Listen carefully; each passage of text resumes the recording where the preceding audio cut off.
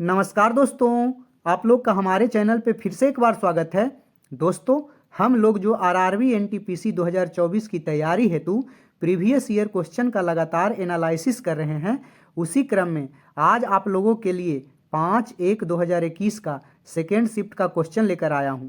दोस्तों, जैसा कि आप लोग को पता है कि हर एक सेट में मैं जीके जीएस का एनालिसिस तो करता ही हूँ, साथ में करंट का न्यू अपडेट भी देता हूँ। इसलिए आप लोगों से आग्रह है हमारे चैनल पर बने रहें, लाइक एवं सब्सक्राइब कर दें। बाकी दोस्तों, मैथ रीजनिंग का भरपूर प्रयास करते रहें एवं जीके जीएस समझने वाली चीज़ है, इसलिए वीडियो को देखते रहें। 1-2 बार देख लेने से याद हो जाएगा दोस्तों। तो पहला क्वेश्चन देखते हैं। पहला क्वेश्चन जो कि दोस्तों रेलवे के द्वारा अमान्य घोषित किया गया था, देखते हैं। यहाँ लिखा हुआ है, for this question discrepancy is found in question oblique answer, so this question is ignored for all candidates. ये क्वेश्चन में कुछ विसंगति पाई गई है, इसलिए यह क्वेश्चन सभी कैंडिडेट के लिए इग्नोर किया जाता है। इसमें क्या चीज़ विसंगति पाई गई थी दोस्तों, तो इसको देखते हैं। कहा गया है कि पहला क्वेश्चन, इसरो के द्वारा लॉन्च किए गए उस उपग्रह का नाम बताइए जो मछुआरों को खराब मौसम और ऊंची लहरों के बारे में सतर्कता संदेश देता है। जब वे अंतर्राष्ट्रीय समुद्री सीमा रेखा पर पहुंचने वाले होते हैं तब उन्हें सावधान करता है। यह दोस्तों पूछा जा रहा है इसमें कि इसरो ने ऐसा कौन सा उपग्रह लॉन्च किया था जो मछुआरों को खराब मौसम और ऊंची लहर के बारे में चेतावनी देता है, और यह बताता है कि उस जगह के बाद, उस सीमा रेखा के बाद से दूसरे देश का समुद्री सीमा रेखा है, उसके पार ना जाएं, नहीं तो दूसरे देश की जो नौसेना होती है आपको गिरफ्तार कर लेगी। तो इसका रियली ऑप्शन था दोस्तों IRNSS-1A। यही ए छूटा हुआ था दोस्तों, इसलिए विसंगति के कारण इस क्वेश्चन को इग्नोर कर दिया गया। 1A लगा देंगे दोस्तों, इसलिए यह चौथा ऑप्शन बिल्कुल करेक्ट साबित हो जाएगा। याद रखेंगे, IRNSS का फुल फॉर्म होता है Indian regional navigation satellite system first A. यह दोस्तों 2013 में प्रक्षेपित किया गया था, और किससे? PSLV C-22 से। PSLV का फुल फॉर्म होता है पोलर सैटेलाइट लॉन्च व्हीकल। दोस्तों, यह उपग्रह भू तुल्यकालिक कक्षा में स्थापित किया गया है। आप लोग से एक क्वेश्चन है, कमेंट में आंसर दीजिएगा कि भू स्थिर उपग्रह जो है पृथ्वी के कक्षा तल से कितना ऊंचाई पर स्थापित किया जाता है। किलोमीटर में बताइएगा, और नहीं आता है तो सर्च करके बताइएगा, इससे दोस्तों आपको याद रहेगा। बाकी नेक्स्ट क्वेश्चन देखते हैं हम लोग। कोरोमंडल तट निम्नलिखित में से किन 2 राज्यों की गृह भूमि है? तो दोस्तों यह तमिलनाडु और आंध्र प्रदेश की गृह भूमि है। सभी राज्य के बगल में जो है उसका तट रेखा का नामांकन किया जाता है दोस्तों। तो तमिलनाडु और आंध्र प्रदेश के तट का भूमि का नाम जो है कोरोमंडल तट दिया गया। उसी तरह से दोस्तों केरल के तट को मालाबार तट कहा गया। दमन एवं दीव तक का क्षेत्र के तट को गुजरात तट बोला गया। दमन से गोवा तक के तट को कोंकण तट कहा गया। एक क्वेश्चन पूछता है रेलवे कि पश्चिमी घाट और पूर्वी घाट का मिलन बिंदु किस पहाड़ी पर है? तो नीलगिरी पहाड़ी को बोलते हैं पश्चिमी घाट और पूर्वी घाट का मिलन बिंदु, और नीलगिरी पहाड़ी पर ही टोडा जनजाति निवास करती है, तो इसको भी याद रखिएगा। नेक्स्ट क्वेश्चन देखते हैं। भारतीय अंतरिक्ष अनुसंधान संगठन ने अपने चंद्र अन्वेषण मिशन चंद्रयान-2 के लिए किस प्रक्षेपण यान का उपयोग किया था? तो दोस्तों GSLV Mk3 प्रक्षेपण यान का इस्तेमाल किया था लॉन्च करने के लिए। GSLV का फुल फॉर्म होता है जियो सिंक्रोनस लॉन्च व्हीकल। Mk3 के द्वारा लॉन्च किया गया था। यह दोस्तों 22 जुलाई 2019 को लॉन्च किया गया था। इसमें लैंडर का नाम विक्रम था और रोवर का नाम प्रज्ञान था। यह दोस्तों असफल हुआ था। इसके लिए फिर से भारत सरकार के द्वारा चालित इसरो ने चंद्रयान-3 को 14 जुलाई 2023 को लॉन्च किया। सतीश धवन अंतरिक्ष केंद्र के श्रीहरिकोटा से। अच्छा, प्रक्षेपण यान इसका क्या था? LVM-3M4 से लॉन्च किया था। LVM माने लॉन्च व्हीकल मार्क के द्वारा लॉन्च किया गया। और यह जो है 23 अगस्त 2023 को चंद्रमा के दक्षिणी ध्रुव पर जो है सफल लैंडिंग किया, सॉफ्ट लैंडिंग।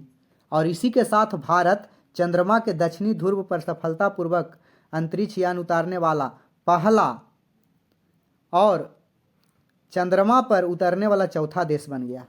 दक्षिणी ध्रुव पर उतरने वाला पहला देश और चंद्रमा पर उतरने वाला चौथा देश बन गया। चंद्रयान 3 का लैंडर जो है विक्रम चंद्रमा पर जिस स्थान पर उतरा था उसे शिव शक्ति बिंदु नाम दिया गया, इसको भी याद रखिएगा। इसरो का स्थापना दोस्तों 15 अगस्त 1969 को हुआ और इसके वर्तमान में अध्यक्ष एस सोमनाथ जी हैं जो 10वें क्रम के हैं, तो इसको याद रखिएगा। नेक्स्ट क्वेश्चन देखते हैं। निम्नलिखित में से कौन सा मुख्य ऊतक है जो किसी पौधे में इसकी जड़ों से पत्तियों तक जल पहुंचाता है? कहता है पौधा में जड़ से पत्ती तक जल कौन पहुंचाता है? तो जाइलम।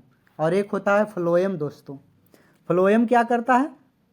पत्तियों में निर्मित खाद्य पदार्थों को पौधा के विभिन्न भागों तक पहुंचाता है, तो इसको याद रखिएगा। ये भी जाइलम जो है जल का प्रवाह 3 विधि द्वारा करता है, परासरण, केशिकत्व और बाष्पोत्सर्जन के द्वारा जल का प्रवाह जाइलम के द्वारा। अब फ्लोएम क्या करता है? तो फ्लोएम ऊतक पत्तियों में निर्मित खाद्य पदार्थ को पौधों को विभिन्न भागों तक पहुंचाता है। नेक्स्ट क्वेश्चन देखते हैं। वित्त वर्ष 2018-19 के लिए जनवरी 2020 में सांख्यिकी और कार्यक्रम क्रियान्वयन मंत्रालय की ओर से जारी रिपोर्ट हुआ, उसमें भारत के सभी राज्यों और केंद्र शासित प्रदेश में सबसे ज़्यादा प्रति व्यक्ति आय किसका है? तो गोवा का है। याद रखेंगे कि सबसे ज़्यादा प्रति व्यक्ति आय गोवा का है भारत में। केंद्र शासित प्रदेश पूछे तो दिल्ली, याद रखिएगा, केंद्र शासित प्रदेश में दिल्ली का। और जीडीपी में 1 नंबर राज्य पूछे तो एमएच महाराष्ट्र का है, इसको याद रखिएगा। नेक्स्ट क्वेश्चन देखते हैं।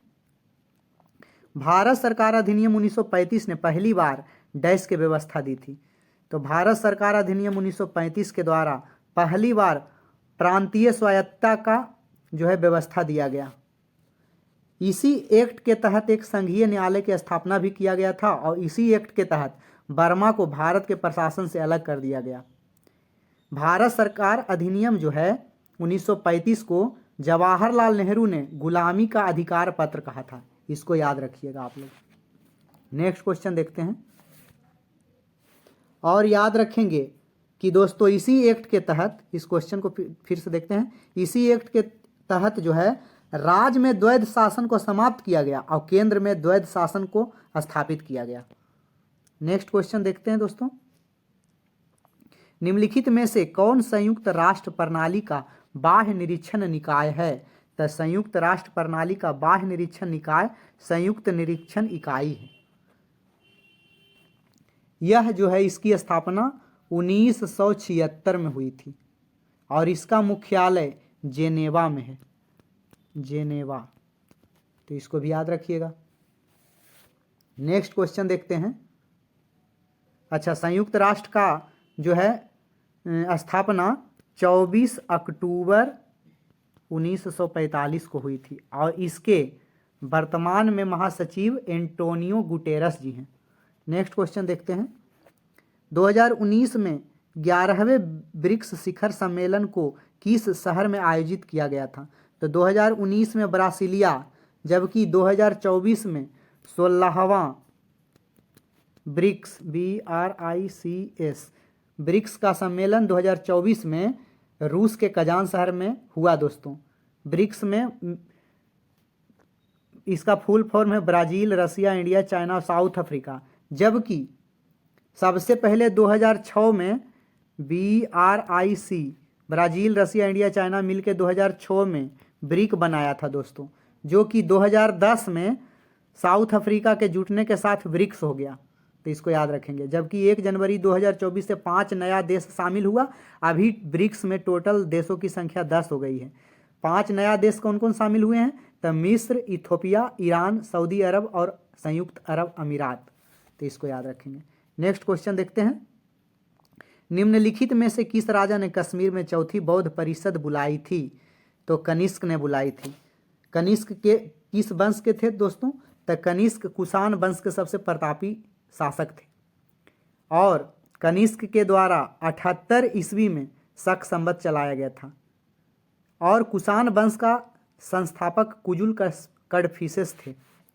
बौद्ध संगीति की अगर बात करें तो 483 ईसा पूर्व में पहली बौद्ध संगीति राजगृह में हुई थी दोस्तों, तो इसको याद रखिएगा।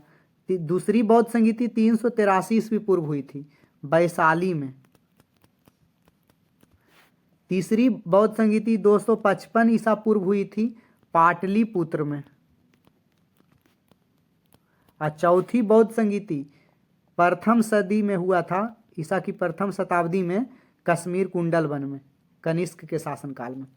नेक्स्ट क्वेश्चन देखते हैं, भोजन के पाचन में क्या मदद करता है? तो भोजन के पचाने में महत्वपूर्ण भूमिका लार का होता है दोस्तों। लार बहुत बार डायरेक्ट क्वेश्चन रेलवे पूछता है कि लार में कौन एंजाइम पाया जाता है? तो टाइलिन पाया जाता है।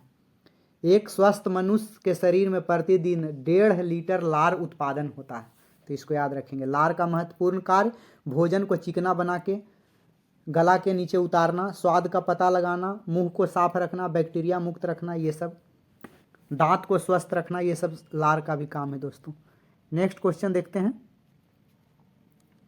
निम्नलिखित में से किस पहाड़ी पर इसके पश्चिमी सिरे पर भारतीय रेगिस्तान स्थित है? कौन पहाड़ी के पश्चिमी सिरे पर भारतीय रेगिस्तान है? तो अरावली में, याद रखेंगे। अरावली उत्तर भारतीय पर्वतमाला है। यह राजस्थान के पूर्वोत्तर क्षेत्र से दिल्ली के दक्षिण जो है क्षेत्र तक फैली हुई है। और क्वेश्चन पूछा जाता है कि भारत के भौगोलिक संरचना में सबसे प्राचीनतम पर्वत कौन है? तो अरावली ही है, इसको याद रखेंगे। अरावली का सर्वोच्च पर्वत शिखर का नाम गुरु शिखर है जो माउंट आबू पर है, याद रखेंगे। और कंचनजंगा सिक्किम में है दोस्तों, इसको भी याद रखिएगा।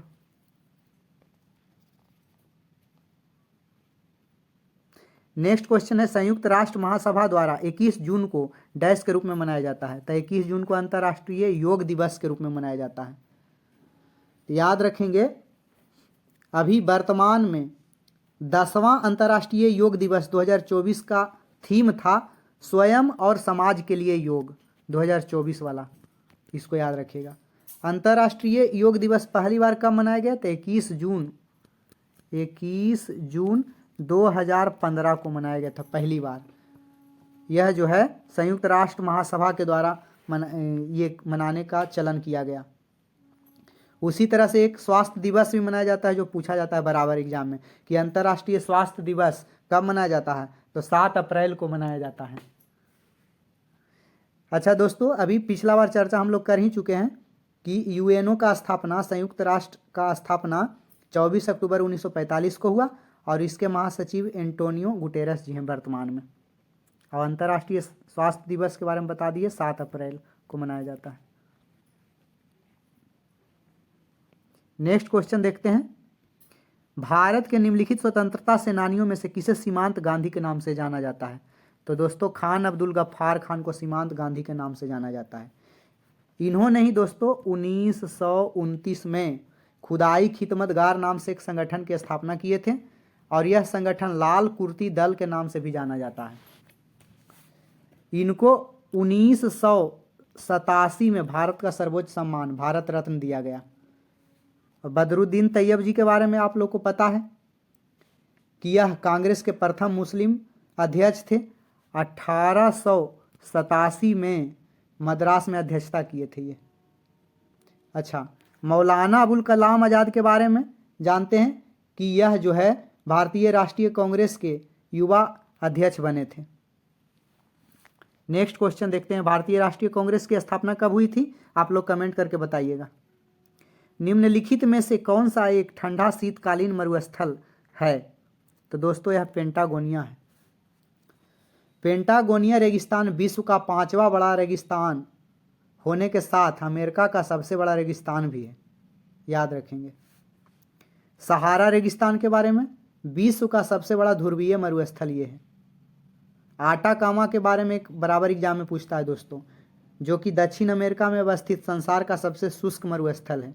बाकी भारत वाला याद रखिएगा थार मरुस्थल, जिसे ग्रेट इंडियन डेजर्ट के नाम से जाना जाता है, और दक्षिण एशिया का सबसे बड़ा मरुस्थल भी थार मरुस्थल है।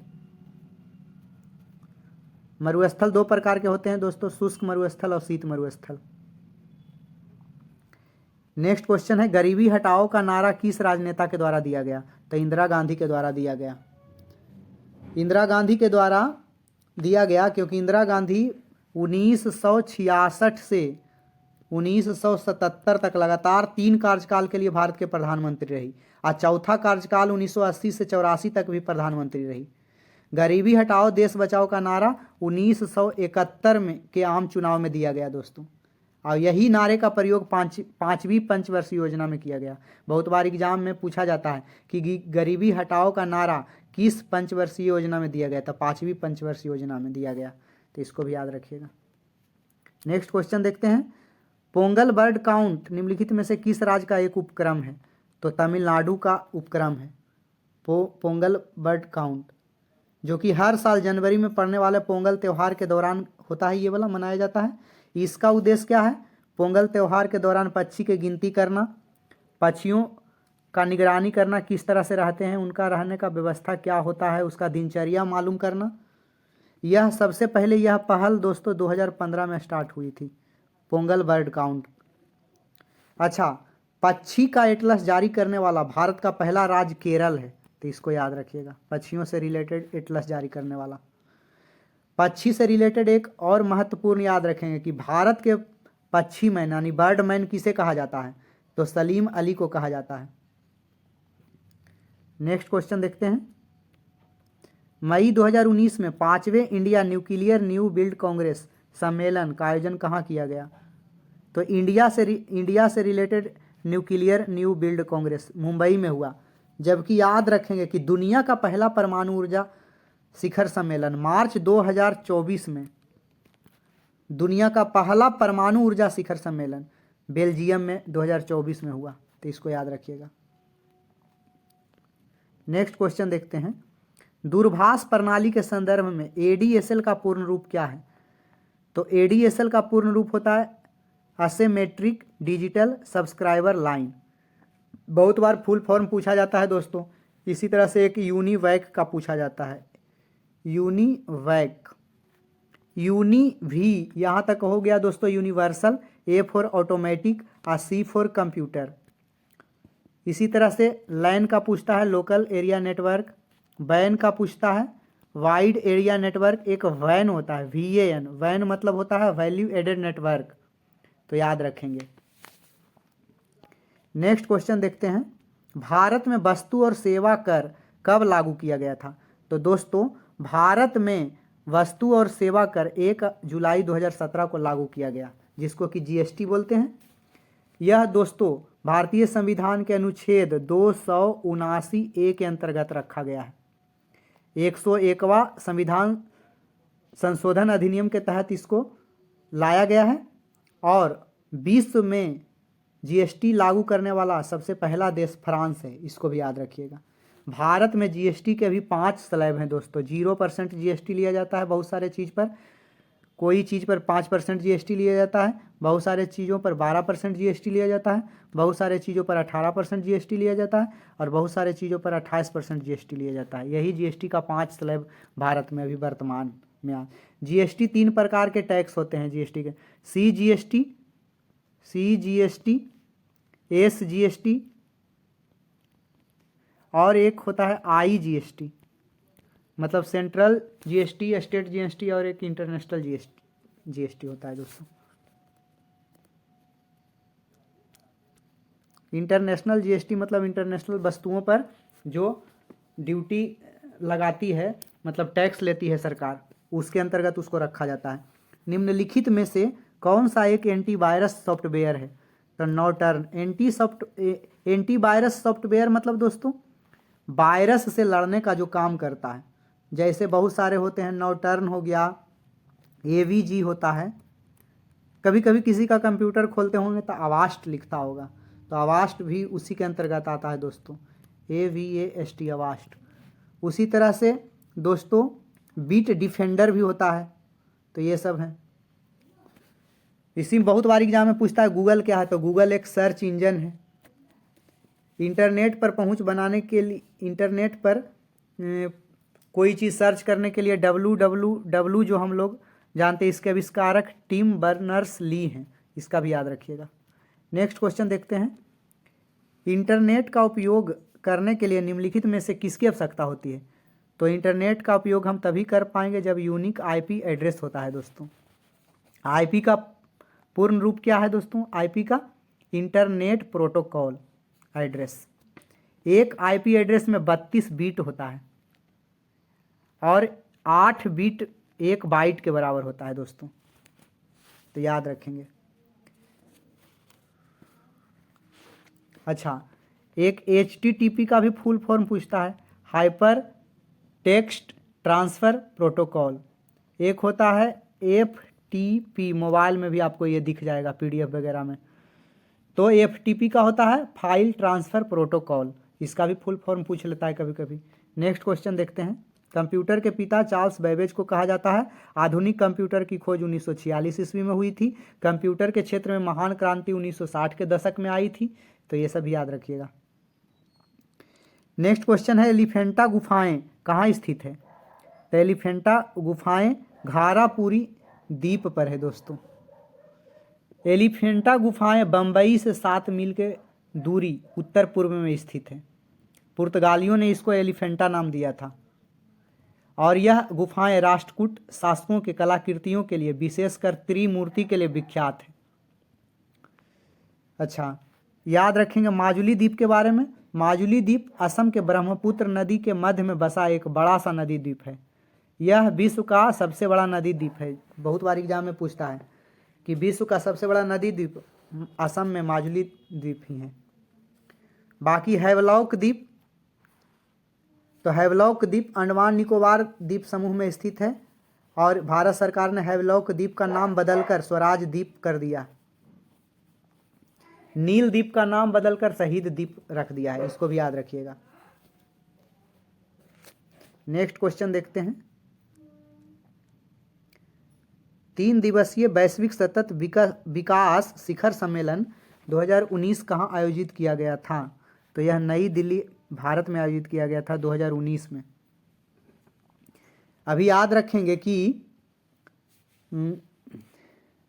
विश्व सतत विकास शिखर सम्मेलन 7 से 9 फरवरी 2024 तक दिल्ली में आयोजित किया गया है। इस बार भी ऊर्जा और संसाधन संस्थान, जिसको कि टेरी बोलते हैं, टेरी का मुख्यालय नई दिल्ली में है, तो इसको याद रखिएगा। यानी कि 2019 वाला भी नई दिल्ली में हुआ था और वर्तमान में 2024 वाला भी नई दिल्ली में हुआ है। वैश्विक सतत विकास शिखर सम्मेलन 2024 वाला भी नई दिल्ली में ही हुआ है, तो इसको याद रखिएगा। नेक्स्ट क्वेश्चन देखते हैं। ओजोन के एक अणु में ऑक्सीजन के कितने परमाणु होते हैं? तो ओजोन का अणु सूत्र होता है दोस्तों O3, जिसमें ऑक्सीजन के 3 परमाणु होते हैं। जबकि पूछ दे ऑक्सीजन के एक अणु में कितने परमाणु होते हैं, तो ऑक्सीजन का अणु सूत्र होता है O2, यानी कि 2 परमाणु होते हैं इसमें, तो इसको भी याद रखिएगा। ओजोन सामान्यतः क्लोरीन आयन के द्वारा टूट के ऑक्सीजन बन जाता है और ओजोन की सांद्रता सबसे ज़्यादा कहाँ मिलती है, ओजोन पाई जाती है? तो समताप मंडल में। ओजोन ऑक्सीजन का अपर रूप है, इसको भी याद रखिएगा। ओजोन जो है सूर्य से आने वाली पराबैंगनी किरणों को अवशोषित कर लेता है। ओजोन को मापने वाला इकाई क्या है? तो डॉब्सन इकाई है, जो कि बराबर एग्जाम में पूछते हैं। भारत में, नेक्स्ट क्वेश्चन है, भारत में डैश और संबद्ध गतिविधियों हेतु ऋण के संवितरण में सबसे अधिक हिस्सेदारी वाणिज्यिक बैंकों की है? तो भारत में कृषि और उससे रिलेटेड ऋण के लिए वाणिज्यिक बैंक देता है। भारत में कृषि एवं ग्रामीण विकास हेतु वित्त प्रदान करने वाले शीर्ष बैंक का नाम नाबार्ड है दोस्तों। नाबार्ड की स्थापना 12 जुलाई 1982 में किया गया था। नाबार्ड का NABARD, नाबार्ड का फुल फॉर्म होता है दोस्तों national bank for agriculture and rural development, तो इसको याद रखिएगा, नाबार्ड वाला। नेक्स्ट क्वेश्चन देखते हैं। गवर्नर जनरल लॉर्ड डलहौजी ने किस रियासत को अचेरी नाम दिया था? चेरी। तो दोस्तों यह अवध रियासत को दिया था। 1851 में गवर्नर जनरल लॉर्ड डलहौजी ने अवध के रियासत के बारे में कहा था कि ये ग्लास फल जिसको कि चेरी एक दिन हमारे ही मुंह में गिरेगा, ऐसा करके डलहौजी बोला था 1851 में। और 5 साल के बाद जो कि 1856 में, बोलने के 5 साल के बाद अवध रियासत को ब्रिटिश साम्राज्य का अंग घोषित कर दिया गया, क्योंकि डलहौजी ने अवध पर कुशासन का आरोप लगाकर वहाँ के जो है राजा नवाब जो था बाजिद अली शाह से अवध को छीन लिया। तो याद रखेंगे इसको भी। 1857 में याद रखेंगे कि सैनिक विद्रोह का अवध में नेतृत्व जो है बेगम हजरत महल किए थे। हजरत महल को महक परी के नाम से भी जाना जाता है, तो इसको याद रखिएगा। और झांसी से झांसी की रानी लक्ष्मीबाई 1857 के क्रांति का विद्रोह किए थे, विद्रोह का नेतृत्व किए थे। 1974 में की गई रेलवे हड़ताल का नेतृत्व किसने किया था? तो 1974 में रेलवे हड़ताल जो हुआ था उसका नेतृत्व जॉर्ज फर्नांडिस के द्वारा किया गया था। जॉर्ज फर्नांडिस उस समय सोशलिस्ट पार्टी के अध्यक्ष तथा रेलवे मजदूर के संगठन ऑल इंडिया रेलवे फेडरेशन के भी अध्यक्ष थे। यह हड़ताल जो है 20 दिन तक लगभग चला था। हड़ताल का प्रमुख मुद्दा था क्या दोस्तों? तो रेल कर्मचारी को न्यूनतम बोनस देना। उस समय भारत के रेल मंत्री ललित नारायण मिश्र थे, इसको भी याद रखिएगा। 1979 में जो है चौधरी चरण सिंह के प्रधानमंत्रित्व वाली सरकार ने रेल के मजदूर के बोनस को स्वीकार लिया कि ठीक है बोनस अब मिलेगा। अभी वर्तमान में रेल मंत्री अश्वनी वैष्णव जी हैं, याद रखिएगा। नेक्स्ट क्वेश्चन देखते हैं। पहली रेलवे लाइन बॉम्बे और ठाणे के बीच डैश में शुरू की गई थी? तो 1853 में 16 अप्रैल 1853 में भारत की पहली रेलगाड़ी चली, जो कि बोरी बंदर, जिसको बम्बई से ठाणे के बीच हम लोग पढ़े हैं कि चली थी, तो बोरी बंदर से ठाणे के बीच चलाई गई थी। 34 किलोमीटर चला था दोस्तों यह रेलगाड़ी सबसे पहला बार। और 1853 में भारत में पहला जब पैसेंजर ट्रेन ये चला तो इसका देख रेख का जिम्मा the great Indian peninsula railway के हाथ में दिया गया था। इस ट्रेन को चलाने के लिए 3 भाप इंजन ब्रिटेन से मंगवाए गए थे। पहला का नाम था सुल्तान, दूसरा इंजन का नाम याद रखिएगा, पूछा हुआ क्वेश्चन है, सिंधु, और तीसरा का नाम साहिब। तो तीनों का नाम लगा दोस्तों। नेक्स्ट क्वेश्चन देखते हैं दोस्तों। सॉरी दोस्तों, उधर से थोड़ा बहुत आवाज आ रहा है तो मैनेज कीजिएगा। रेलवे बोर्ड का गठन 1905 में हुआ था, जबकि रेल का राष्ट्रीयकरण 1950 में हुआ था। अभी रेलवे बोर्ड के वर्तमान में अध्यक्ष एवं सीईओ सतीश कुमार जी हैं, इसको याद रखिएगा। वह कौन सा राज्य है जो भारतीय पुरातत्व सर्वेक्षण ASI द्वारा घोषित महत्वपूर्ण राष्ट्रीय स्मारकों की सूची में दक्षिण भारत में अग्रणी स्थान पर है? कह रहा है ASI द्वारा घोषित महत्वपूर्ण राष्ट्रीय स्मारक की सूची में दक्षिण भारत में अग्रणी स्थान पर। दक्षिण भारत में कर्नाटक 1 नंबर पे है बना हुआ दोस्तों, जबकि 413 स्मारक के साथ तमिलनाडु दूसरा स्थान पे है। भारतीय पुरातत्व सर्वेक्षण की स्थापना 1861 में हुई थी दोस्तों, ASI की स्थापना, तो इसको याद रखिएगा। अब भारतीय पुरातत्व के जनक जो हैं एलेक्जेंडर कनिंघम को माना जाता है, तो इसको याद रखिएगा। तापमान में डैश वृद्धि होने पर किसी अभिक्रिया का दर स्थिरांक 2 गुना हो जाता है। तापमान में अगर 10 डिग्री का वृद्धि हो जाता है दोस्तों, तो कोई भी प्रतिक्रिया दर का स्थिरांक जो होता है वो 2 गुना हो जाता है। इसका अर्थ क्या है? कोई भी रासायनिक अभिक्रिया के दर प्रति 10 डिग्री ताप बढ़ने पर 2 गुना हो जाता है। जैसे मान लीजिए एग्जाम्पल के लिए शॉर्ट में हम लोग देखते हैं कि अगर पानी में चीनी हम घोल रहे हैं तो सिंपल रूप से जितना तेजी से घुल रहा है, अगर वो पानी का टेम्परेचर 10 डिग्री हो गया तो पहले जितना तेजी से चीनी घुल रहा था उसका दुगना तेजी से घुलने लगेगा। फिर और 10 डिग्री यानी 20 डिग्री टेम्परेचर कर दें, देंगे तो शुरू से 4 गुना तेज़ी से घुलने लगेगा। इसी तरह से अगर उबालते हैं पानी में चीनी तो उतना तेज़ी से उबल जाता है, घुल जाता है। यानी कि तापमान में 10 डिग्री अगर बढ़ाते हैं तो प्रतिक्रिया का दर 2 गुना हो जाता है, इसको याद रखिएगा। नेक्स्ट क्वेश्चन देखते हैं। निम्नलिखित में से किसने लंदन में हुए प्रथम गोलमेज सम्मेलन में भाग नहीं लिया था?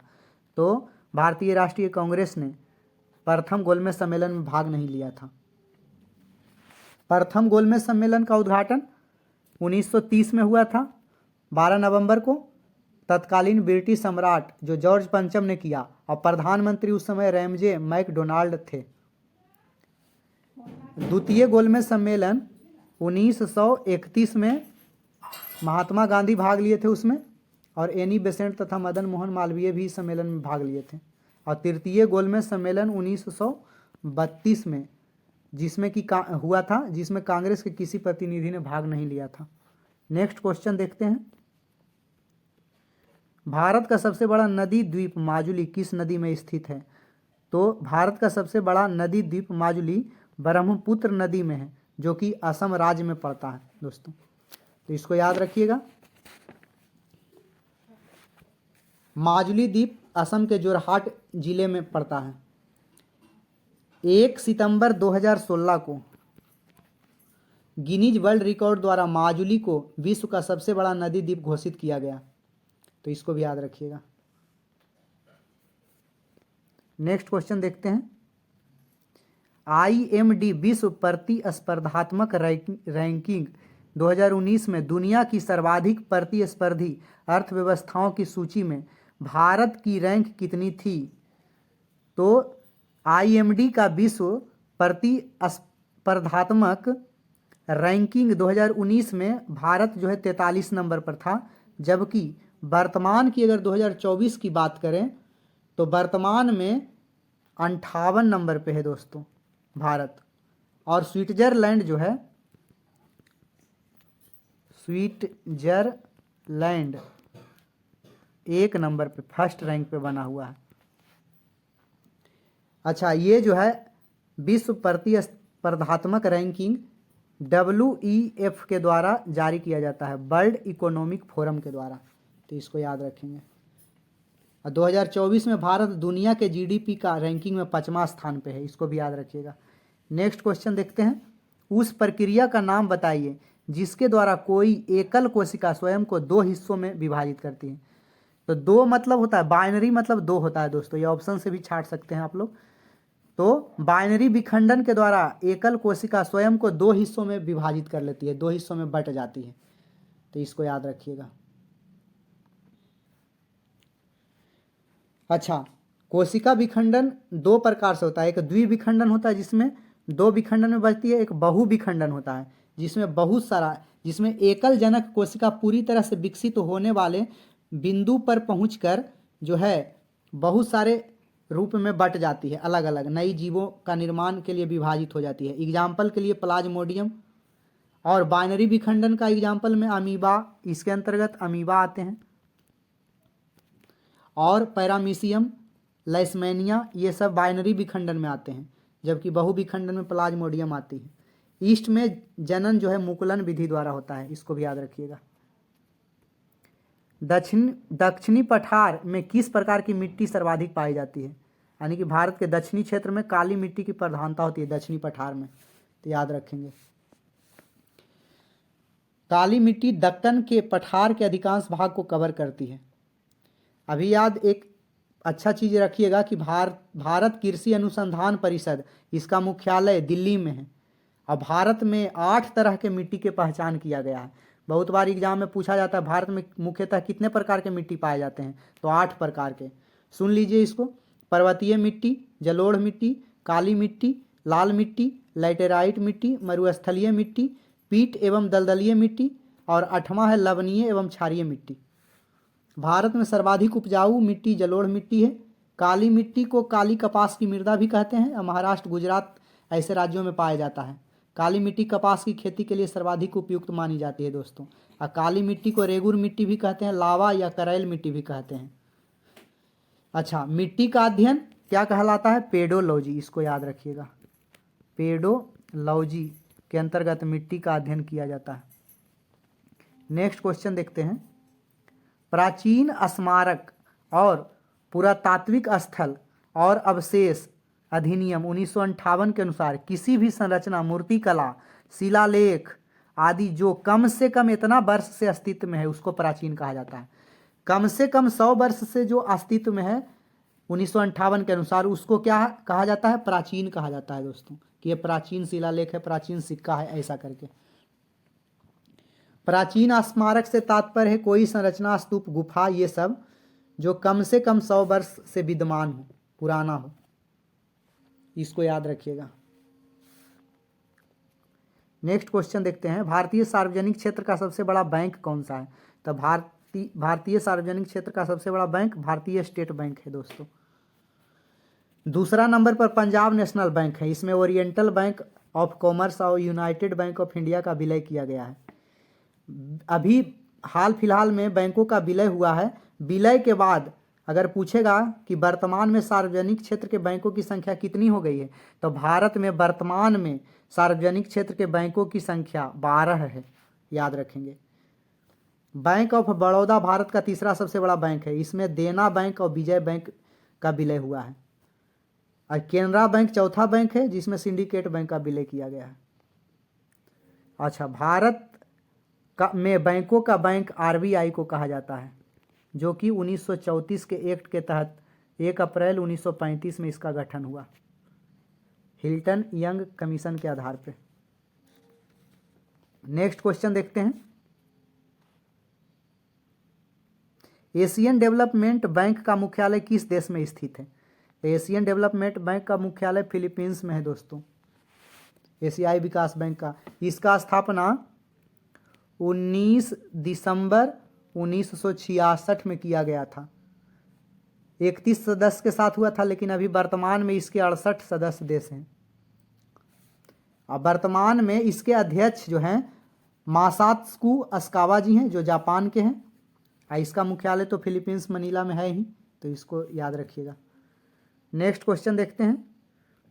1962 में भारत चीन युद्ध के दौरान त्यागपत्र देने वाले मंत्री का नाम बताइए। 1962 में भारत चीन युद्ध हुआ था, उसमें त्यागपत्र दिए थे वी.के. कृष्णा मेनन जी।